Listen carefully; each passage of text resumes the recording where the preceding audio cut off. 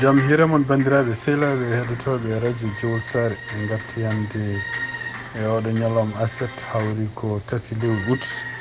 hitande ujunnaji 2024 habruji moon e ɗemgal Pulaar.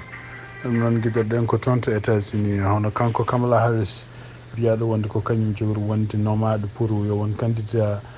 parti démocrate ene wayno ko janggo ñalawma foti fottude e yimɓe ɓe ganduɗa ɗaminaɓe o kañ goto men ma ƴefte pour wona jaadiɗo makko ko mbiyata vice président. donc siftin ɗon tan ɓurɓe haalede oɗo sa joni ko kanko gouverneur mo Minnesota biyeteɗo Tim Walz kadi ko neɗɗo mo ganduɗa ɓurɗo jogade expérience e kamɓe candidat ji foof. ene jeeya hen kadi kanko gouverneur mo Pennsylvania no biyeteɗo Josh Shapiro, kanko noon gouverneur mo Pennsylvania kanko ko neɗɗo jiɗaɗo no fewi e démocrate e républicain ji foof e kadi ene wayno ko kanko hoore makko ko woni état mo woni o ko Pennsylvania ko ɓe mbiyata ko état républicain omo wawi wallude kono noon tan ene wayno ko huula e makko kanko Shapiro ene wayno ko mo jogui no fewi yidde gouvernement walla omo jingganda no fewi Israël. ɗum noon e sababude ko dumno ɓennuɗo e noon kanko président Joe Biden o dañino caɗele no fewi wonde communauté ji julɓe wonɓe ɗo États-Unis walla arabe wonɓe ɗo États-Unis ɓe beltaki no fewi soutien mo ganduɗa kamɓe États-Unis ɓe mbaɗen Israël. ɗum noon ene wayno ko kanko kadi yonoma e nder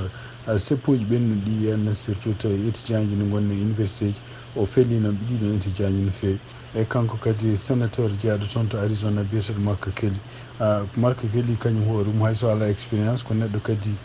gonnoɗo militaire kadi ko gonnoɗo astronaute e kadi kañum hoore mum debbo mum ko neɗɗo pellanoɗo e duuɓi ɓennuɗi taw kañum hoore mum ko sénatrice wonno donc bawɗo haalde ko fati kadi frontiére tawde état muɗum woni ko toon to frontiére. hono kanko Gavin Newsom gouverneur mo Californie e kanko kadi ministre toppitiɗo ko fati e transport hono biyeteɗo Peter Buttigieg ɓeɗo woni ko ɓe yimɓe jeegom ɓe ganduɗa oɗo sa joni en ɗamina ma kanko Kamala Harris ma o ƴeftu goto men ko ɗamina noon ene wayno ko ñalawma janggo woni batu makko cakkitigu ngu fotata ɓeɗo henne goto men wawa kadi kanko hoore makko haalde holmo jogori nomde hen ene wayno ko ñande talata garowo henne ko nden o fuɗɗoto kanko Kamala Harris yaadude kala mo ƴeftini yo won jaadiɗo makko pour wonde fuɗɗoɓe puɗɗo campagne ko patuɗo e ko mbiyata ticket mabɓe. ko jiitade mono kanko Donald Trump ancien président mo États-Unis e nder konnguɗi ɗi jaltuɗi hannde kadi o wi wonde ko ene wayno o wultima han kadi wonde wadde débat hakkude makko Kamala Harris toon to ABC. ɗum noon siftinton ko ABC ko toon oɗon télévision muɗum kadi journaliste uji mum pottino e makko toon to Chicago haw haali haalluji kulɓiniɗi seeɗa patuɗo e Kamala Harris pour wiide wonde ko Kamala Harris wona ɓalejo ni ko indian andirono e joni tan wonti ɓalejo. donc ene wawi ko wawi wonde fof o wino ko kanko hankkadi o yahata oɗon débat so Kamala Harris ne yiiɗi arata ko ɓe potta débat toon to Fox News taw ko Fox News waɗata ɗum. Kamala Harris noon jabaki e ɗiɗon haalluji taw ene wayno oɗo saha waƴa ko ƴeewde holgono vice président muɗum pour mo waddi campagne. kanko Donald Trump noon ene wayno kadi o arino toon hannde to Georgia. ɗum noon ko Atlanta ko nokku mo ganduɗa kam ko Kamala Harris o yillino en semaine ɓennuɗo en ene wayno ko toon kadi kanko Donald Trump kanko hoore makko toon yeehi o ardi toon noon ko JD Vance mo ƴefti kanko Donald Trump yo won jaadiɗo makko ene wayno ko ɗum ɗo kadi ko ƴeewde wadde peeje pour fewnide haalluji ɗi ɓe kalno ɗi haalluji surtout henno ko fati haalde wonde ko Kamala Harris wona ɓalejo ko indian haalde toñje affaire rewɓe toñje affaire surtout henne kanko JD Vance haalluji ɗi haala ɗi wonde ko rewɓe ɓe jibinani walla yimɓe ɓe jibinani sukaɓe gari ban noon haali ko fati campagne électorale hono kanko Jimmy Carter ɗum noon ko ancien président mo États-Unis kadi ko démocrate jaraw hannde e duuɓi 99 e goto e taniraɓe makko ko haali hono biyeteɗo Jey Sonto wi wonde ko e nder haalluji ɗi haalde makko ene wayno wi wonde ko so tawi o tawama woteji ɗi kanko Jimmy Carter ma wotanto ko Kamala Harris. kanko noon ene wayno koye octobre ñande 1 octobre hitande ujunnaji 2024 ko nden kanko hoore makko o heɓata duuɓi temedere. kanko noon gila hitande ɓennuɗo nde ene wayno woni ko wiyete hospice. ɗum noon ko toon ko nokku mo ganduɗa cakkitorɗo yimɓe wonduɓe won ñawuji won walla hankkadi mayde mumen ɓe fandi toon mbaɗete toon kadi kanko joom suudu makko fof ɓe mbaɗano en balɗe caggal nde ɓe mbaɗa toon tan joom suudu makko biyeteɗo Rosalind Carter Moses ndirno ken woni juuɓi capanɗe jeeɗiɗi sanki ɗum noon wani ko kanko Jimmy Carter mo no wuuri ha hannde o mon toon to ko mbiyata hospice wani ko wi so tawi o tawama woteji ɗi henne ɗum noon ko ñande 5 lewru novembre kanko watanto ko Kamala Harris. Habruji men international giɗoɗen ko toon to Venezuela ene wayni ko yimɓe hewɓe ndendi toon to Caracas ɗum noon ko capital maɓɓe kamɓe Venezuela ɓeɗon yimɓe rendiɓe toon noon ko yimɓe jeeyaɓe opposition ɗum noon ene wayni ko wulloɓe oɗo saha joni mbi wonde ko kañumen gañi woteji ɗi ɗum noon kadi ene wayni ko teskita hen ko kanko gardiɗo opposition hay sinno wonano candidat hono kanko Maria Corina Machado hay sinno wonde ko oɗo dumun fo mo yiile kadi ne wayni ko eɓen jogui ene waɗe makko mandat dare o wawi arde toon wardi ko ari koye autoji finalement ko kanko ƴefton konngol bon donc malgré ko yiilete ko malgré kadi kanko hoore makko gurdam makko woni danger ko ene wayni ko joni ɓuuri wonde populaire ɗum noon e nder haalluji ɗi ɓe kaali ɓe mbi wonde ko ɓe namdi procès ji verbaux ji woteji ɗi foof bannoɗi ñande nogas e jeetati lewru juillet yo yaltini ene woni ko kamɓe koɓe jogui ko ene ɓe kolli oɗo saha joni ɓe mbi wonde ko capanɗe jeetati ko fawama e temedere ko kamɓe gañi kamɓe opposition siftini ɗon tan wonno candidat mabɓe kamɓe lundiɓe laamu ko biyeteɗo Edmundo Gonzales Urita oɗon kañum hoore mum ko neɗɗo ko ancien diplomate wonno ko wawi wonde fof ene wayni ko seppoji ɗi henna ala waɗani caɗele hannde kono ene wayni ko seppoji mabɓe puɗɗinode guila altini ha oɗo ñalawma hannde waɗi kene won tuggi hakkude 12 e yimɓe nogas mayɓe hen e kene wiye 1,200 neɗɗo ko famɗi foof nanggama oɗo saha joni sibabu ɗiɗon seppoji ene jeeya e ɓeɗo nanggaɓe kadi tugnade hannde e Amnesty International taw ko yimɓe ɓe ganduɗa henne ko mineruji toon to Ukraine e tugnade Radio France International habri BBC kadi habri ɗum hono kanko président Vladimir Zelensky o haali hannde samedi en 3 lewru août e wonde ko yimɓe makko yimɓe dadiɓe makko armé makko ene wayno mbawi toɓɓude ɗum ɗoji gueɗe militaire uji gonɗin toon e nder leydi mabɓe toon to Russie ɓe mbawi kadi ene wayno kadi kamɓe koye mabɓe toɓɓude sous-marin goto gonɗo toon to Crimea oɗon sous-marin ene wayno ɓe jooli ɗum oɗo sous-marin noon e tugnade ko haalluji kalade ko oɗo sous-marin ɓe toɓɓino ɗum rawane finalement fewnotoya kono e wayni oɗo saha joni ɓe mbawi yolde ɗum ɗon ɗum noon e wayno ko haalluji gummiɗo toon mbi wonde ko kanko Vladimir Zelensky o wawi yettude soldate makko e yimɓe kadi jeeyaɓe leydi mabɓe liggotoɓe oɗo saha joni e nder industrie pour wadde gueɗe ɗe ganduɗa henne kene wawa défendude leydi ndi eyi ɗum noon kadi ne wayno ko ɗum no foof kadi ko caggal nde ɓe mbawi kamɓe koye mabɓe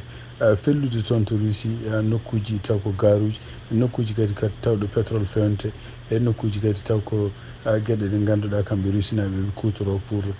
bombude Ukraine e gueɗe mbaɗ noon ɗum noon e wayno ko oɗo saha joni wiya ɓe mbawi yolde oɗo saha joni hono sous-marin mo ganduɗa en gonnoɗo toon to Crimea toon to Moyen-Orient ene wayno hannde ko fayre mawde woni hakkude kamɓe Israël e leyɗele takkiɗe ɗum noon ko guila e Iran en ha e pelle ko wayno Hizbullah en ko e Houthi en ɗum noon e wayno ko siftini ɗon tan hono kamɓe Amérique ɓe mbawi kadi ko neldude batuji mawɗi taw ko batuji baɗɗi avion ngaji de guerre ɗi noon batuji noon e wi e tugnade kadi konngol gumingol toon to Maison Blanche hono Sullivan o wi wonde ko ɗiɗon batuji wona pour bombude leydi mbawdi wonde foof mais ko batuji ɗi ene ko pour seulement rentinde yimɓeɓe tan rentinde leyɗele ɗe tan mbawɗe wonde foof surtout Iran oto yane Israël par ce que ɗiɗon batuji kadi ne mbaɗi gueɗe ɗe ganduɗa bawɗe wallude Israël défendude Israël surtout so tawi won missilaji bellaɗi ɗiɗon batuji ne mbawi wallude kadi Israël samminde ɗiɗon missilaji ɗum noon ɗum no fof ari noon ko caggal nde kamɓe Israël ɓe takka wonde ɓe mbari hono gardinoɗo Hamas biyeteɗo Ismaël Haniyeh ɗum noon ɓe mbari ɗum toon to Téhéran e ɗum noon e wayno Téhéran kañum hoore mum e tugnade kadi konngol gummingol kanko leader Téhéran o wino wonde ko Téhéran ma yobto ɗum noon kadi ma ma pinne hono Israël punition bonɗo ɗum noon andaka noon holno ɗum jogori wadde est ce que ko kamɓe Téhéran directement jogori werlade missilaji toon to Israël walla ko yimɓe ɓe ganduɗa groupe aji liggotoɗi e nder jimadi mabɓe ko wayno Houthi en ko walla ko wayno Hizbullah walla même ko wayno Hamas walla ko ɓen taw ko ɓen jogori wadde neldude bomboji walla même taw ko bomboji gummoto ko toon to Syrie oɗo saha joni ko fayre mawde woni toon fayre nde noon no wirani batuji ɗi Amérique neldi tako batuji badde avion ngaji de guerre ɗum fof ko rentinde walla ko hulɓinde ko rentinde tan beele hoto guerre gonɗo hakkude Israël Hamas o ɓeydade yaaji ko wawi wonde fof ene wayno ko hannde kadi hono kamɓe haaldannoɓe ko fate deejere toon to Gaza eɓene continue kadi haala muɗum oɗo saha joni ani kono ko ɓuuri hewde oɗo saha joni yimɓe ɓe ngannduɗa surtout yene jeeyaɓe toon to Qatar mbimi donki famdini holko woni kaldigal ngal holno jogori waade tawde kamɓe Israël eɓene continue ɓe mbara yimɓe addunoɓe Hamas fonnoɓe haaldude e maɓɓe kadi eɓe mbara ɗumen donc ne wawi taw ko kamɓe Israël ɓe jiiɗa wonde guerre o darto ko e tugnade kadi e habaruji gomiri toon Al Jazeera hono kamɓe Israël ɓe mbawi donc tugnade habaruji gomiri to Al Jazeera ɓe mbi wonde ko Israël wawi warde hannde kene wona 33 neɗɗo taw ko yimɓe ɓe ngannduɗa en e nokkuji kewɗi ɓe mbawi kadi ɗum noon en wayno ko 139 neɗɗo mbarama tan e ñalawma ɓennuɗo ɗum noon ko ministre tofiri ko fate défense haali ɗum ɗon ene wayno Israël toɓɓi ko nokkuji kene wono joyi taw ko nokkuji yimɓe réfugié ji walla yimɓe dogɓe ko fate guerre hen gonno ene wayno Israël wawi toɓɓude toon to wuuro wiyetengo Khan Younis e tillisaji goɗɗi kadi taw ko yimɓe sodnoɓe hen tawta ko wuuro wiyetengo Al Mawashi ene wawi ɓe mbawi wadde toon yimɓe jeegom waɗa kanko gardinoɗo Hamas biyete Ismail Haniyeh kadi wanni ko debbo ne jeeya e ɓeɗon yimɓe 10 waraɓe toon kadi e nder camp goto gonɗon toon to Chati ene wayno oɗo saha joni tugnade kadi ha hande ministre toppiti ko fata cellal kene won 195 palestinajo hawnaki kadi ma tampo kadi gueɗe e heege sibu ha hande Israël nenen continue ne bloqué kala ko fate ñamde walla kala ko fate safuji yo natta toon to Gaza ɗum noon e tugnade kadi ministre toppiti ko fate cellal o oɗo saha joni mayɓe tan sibabude guerre gonɗo toon to Israël hakkude Israël Hamas yettima 650,157 neɗɗo maayde tuggi tan octobre hitande ujunnaji ɗi e 23 haɗo jarten ɗo habruji meɗen international toon to Mauritanie tugnade kadi e journal biyeteɗo le rénovateur quotidien Mauritanie ene wayno ko kanko Mahamadou Cheikhul Ghazouani caggal nde cérémonie ji mbaɗa wonde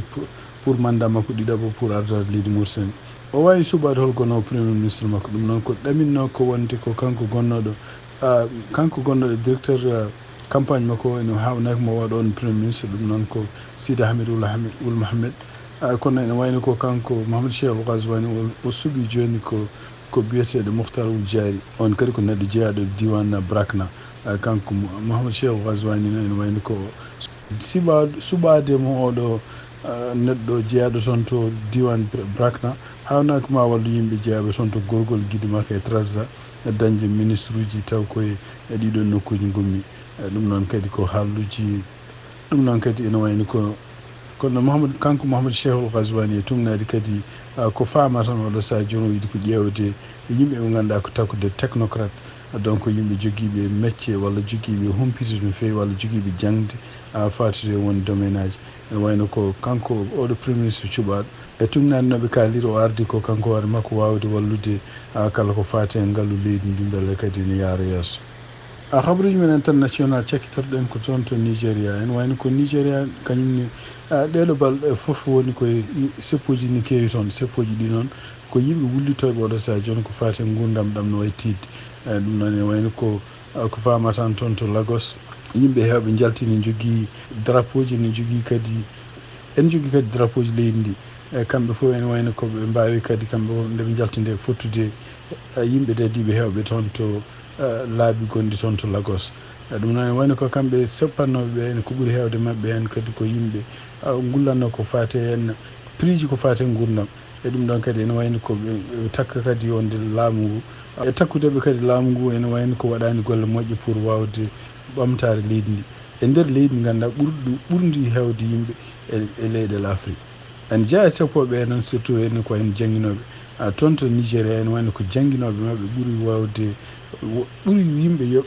jangguinoɓe mabɓe kamɓe to Nigéria ɓuuri wonde yoɓeteɓe toon e leyɗel Afrique kono hay ɓeɗon jangguinoɓe ko joɓete koko mbawi yoɓede foof sibabu ndu gurdam ɗam no way tidde ni kañumen koye minen wayno ken jeeya e seppoɓe oɗo saha joni donc wawi wonde fof ene wayno seppoji ɗi nano continue ɗeɗo balɗe annda ko taw holno jogori gasoyde kono ene wayno ko kamɓe seppoɓe fof ɓe mbi wonde ko laamu ardi gardigu toon ene wayno ko oɗo saha joni ɓe koolaki laamu ngu ene woƴa ɗum ɗon.